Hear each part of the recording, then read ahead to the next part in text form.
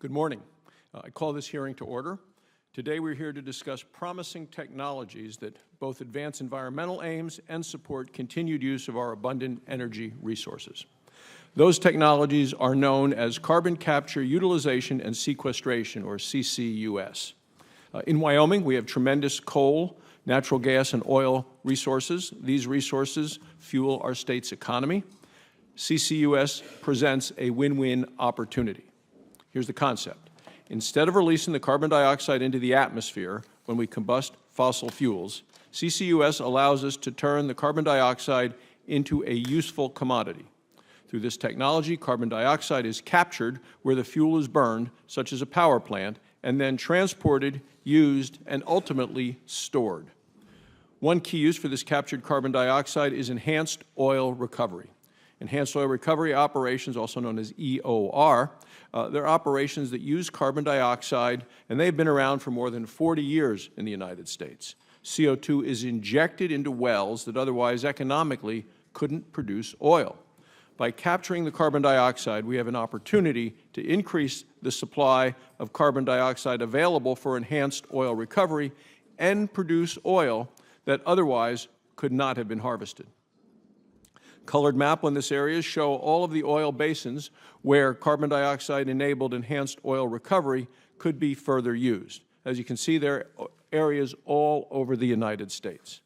CCUS and enhanced oil recovery should play an important role in a truly all-of-the-above energy policy. With CO2-enabled oil recovery, we do have a win-win situation. We have the potential to make it economical to extract more than 60 billion barrels of oil in this country. And in producing the oil, billions of tons of carbon dioxide would then be stored, which would lead to a significant decrease in carbon dioxide emissions into the atmosphere. The International Energy Agency estimates that the technology could enable the storage of 140 billion tons of carbon dioxide in oil reservoirs all around the world. The Clean Air Task Force recently reported that using carbon dioxide captured through CCUS, quote, can result in a 63% net reduction in carbon dioxide emissions for every barrel of oil produced. This is an impressive number and one that should grab all of our members' attention. America is currently a leader in CCUS technology, and we want to keep it that way. Use of fossil fuels globally is projected to increase over time. The U.S. Energy Information Administration predicts global increases in coal use through 2040. Encouraging American innovation is the right approach to continuing American leadership. Leadership in the development of technologies to lower the emissions associated with fossil fuel use. Through American leadership, we create opportunities to export our innovations around the world. My colleagues on both sides of the aisle recognize the critical role that CCUS can play in our future.